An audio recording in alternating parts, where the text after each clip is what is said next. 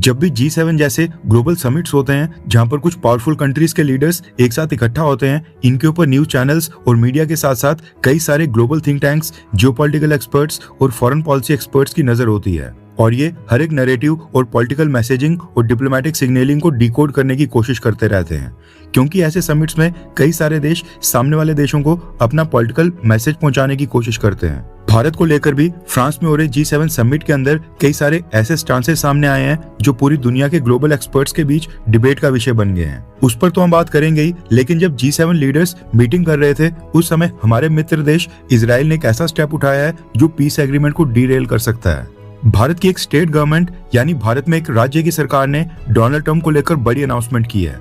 उसके बारे में हम डिस्कस करेंगे। साथ में प्रधानमंत्री मोदी ने अमेरिका के ऊपर जो सवाल खड़े किए हैं उसको भी हम डिकोड करेंगे। काफी सारी इंपॉर्टेंट अपडेट्स आ रही हैं, इसलिए वीडियो को एंड तक देखिएगा। सबसे पहले बात करते हैं फ्रांस में हो रहे G7 समिट के बारे में, जिसको अटेंड करने के लिए भारत को गेस्ट के तौर पर इन्वाइट किया गया है।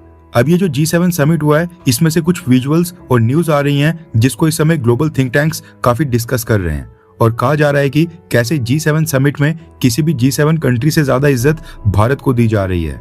सबसे पहले तो ये फोटो काफी वायरल हो रही है जो हमारे प्राइम मिनिस्टर नरेंद्र मोदी जी ने सबसे पहले पोस्ट की है। इस फोटो में प्रधानमंत्री मोदी और डोनाल्ड ट्रंप की बॉडी लैंग्वेज से साफ दिख रहा है कि पीएम मोदी गुस्से में है और एक उंगली का इस्तेमाल कर कोई इंपॉर्टेंट बात डोनाल्ड ट्रंप को समझाने की कोशिश की जा रही है, या प्रधानमंत्री मोदी अमेरिका के एक्शंस के ऊपर डोनाल्ड ट्रंप से डायरेक्ट नाराजगी जताते दिखाई दे रहे हैं और सामने से डोनाल्ड ट्रंप भी चुपचाप प्रधानमंत्री मोदी की बात सुन रहे हैं। अब ये तो खैर बॉडी एक्सपर्ट्स का काम होता है, लेकिन इस पिक्चर को देखकर कोई भी बता सकता है कि प्रधानमंत्री मोदी फोटो में थोड़े से एग्रेसिव दिखाई दे रहे हैं। पीएम मोदी के फेस के ऊपर वो गुस्से वाली लुक साफ नजर आ रही है और खास बात यह है कि ये फोटो खुद ही प्रधानमंत्री मोदी ने पोस्ट की है।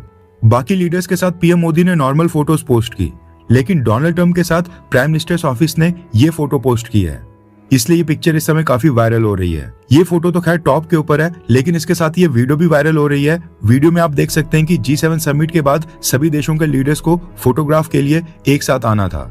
जो देश G7 के सदस्य हैं वो भी और जो इन्वाइटेड थे इनको भी यहाँ पर आना था। सबके लीडर्स को एक साथ इकट्ठा होना था और फैमिली फोटो क्लिक करवानी थी।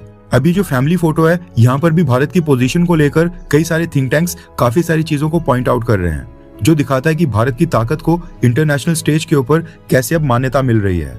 दरअसल किसी भी मीटिंग के बाद जो फैमिली फोटो होता है, यहाँ पर जो कंट्रीज के लीडर्स उनके खड़े होने की पोजीशन होती है, इसको एक पॉलिटिकल मैसेजिंग के रूप में देखा जाता है और ये पोजीशन हमेशा होस्ट कंट्री तय करती है जहाँ पर वो मीटिंग हो रही होती है। प्रोटोकॉल टीम्स पहले से डिसाइड करती हैं कि कौन सा लीडर किस पोजीशन के ऊपर खड़ा होगा।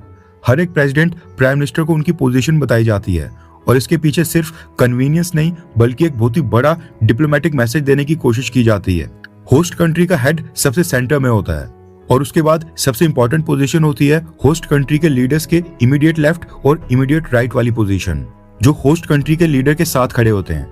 जिन कंट्रीज या लीडर्स को ये पोजीशन दी जाती है वही संकेत होता है कि होस्ट कंट्री किन देशों को सबसे ज्यादा स्ट्रेटेजिक इंपॉर्टेंस देती है, किन पार्टनर्स के साथ अपने संबंधों को हाईलाइट करना चाहती है, या फिर कौन से देश उनके लिए इस समय ग्लोबल पॉलिटिक्स में सबसे ज्यादा महत्वपूर्ण भूमिका निभा रहा है। इसीलिए जब भी समिट के बाद फैमिली फोटो आती है तो लीडर्स की पोजीशन देखने के बाद भी दुनिया भर के डिप्लोमेटिक सर्कल्स और थिंक टैंक्स इसकी अलग अलग व्याख्या करते हैं। अब सबसे इंटरेस्टिंग बात यह है कि G7 का मेंबर ना होने के बावजूद प्रधानमंत्री मोदी को फ्रेंच प्रेसिडेंट इमैनुअल मैक्रोन ने अपने इमीडिएट लेफ्ट के ऊपर खड़ा किया है, जबकि मैक्रोन के दूसरी तरफ यूएस प्रेसिडेंट डोनाल्ड ट्रंप मौजूद थे। अब इस चीज को कई सारे वेस्टर्न देश और थिंक टैंक्स ये डाइजेस्ट ही नहीं कर पा रहे हैं कि कैसे फ्रांस ने एक ऐसे देश के लीडर को अपने लेफ्ट के ऊपर रखा जो G7 का सदस्य देश भी नहीं है। G7 कंट्रीज के लीडर से भी ज्यादा स्पेशल ट्रीटमेंट दिया जा रहा है। जियोपॉलिटिकल एक्सपर्ट्स के मुताबिक ये इस बात के संकेत था कि फ्रांस आज की डेट में भारत को ग्लोबल डिसीजन मेकिंग इकोसिस्टम में एक बहुत इंपॉर्टेंट देश के रूप में देखता है। तभी एक तरफ फ्रांस ने अमेरिका को रखा है और दूसरी तरफ भारत को, जिसको इग्नोर बिल्कुल नहीं किया जा सकता है।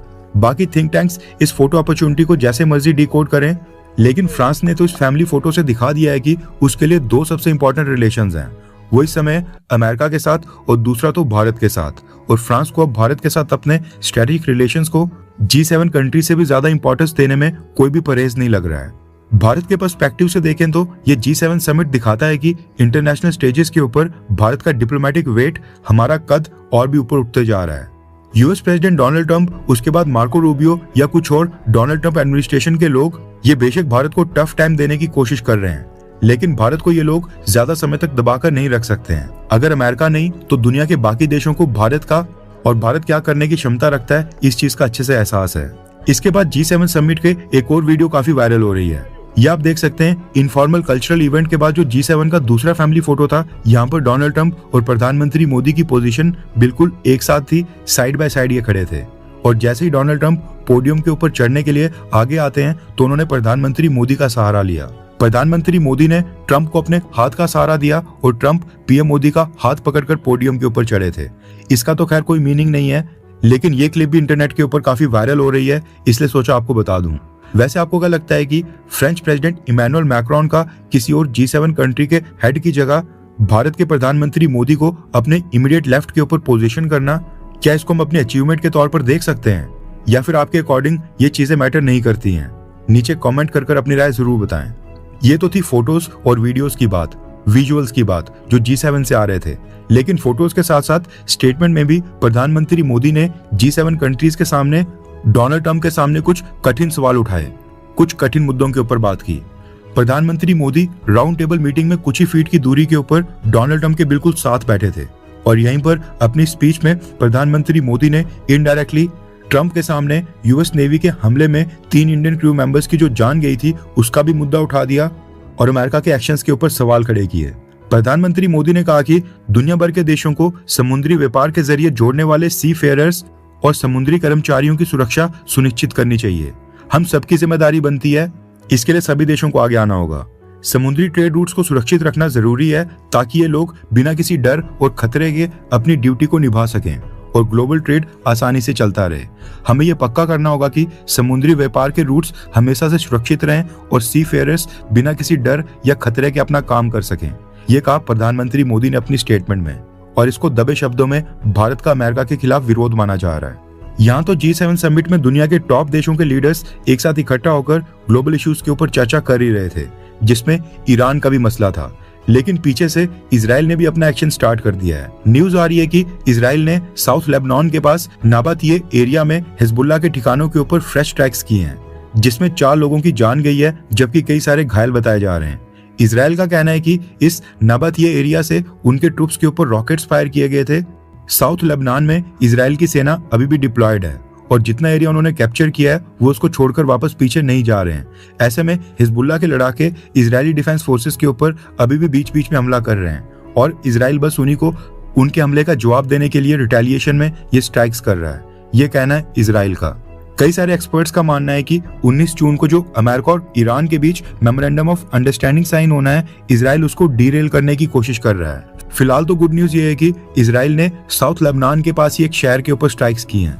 राजधानी बेरूत के ऊपर इजराइल अभी हमला नहीं कर रहा है, क्योंकि पिछली बार जब इजराइल ने बेरूत के ऊपर हमला किया था तो ईरान ने टॉक्स करने से मना कर दिया था, जिसके बाद डोनाल्ड ट्रंप ने तुरंत बेंजामिन नेतन्याहू को कॉल कर फोन के ऊपर फटकार लगाई थी और बुरा भला भी कहा था।